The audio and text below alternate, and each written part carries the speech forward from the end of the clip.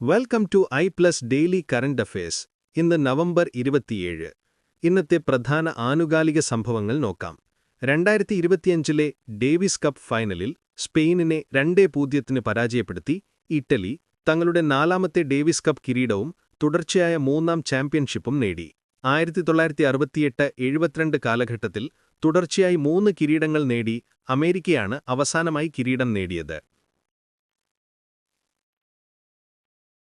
ഇത്യോപ്യയിലെ rift വാലിയിൽ വളരെക്കാലം സജീവമല്ലാതിരുന്ന Hailey Gubbi അഗ്നിപർവ്വതം ഏകദേശം 12,000 വർഷങ്ങൾക്ക് ശേഷം പൊട്ടിത്തെറിച്ചു.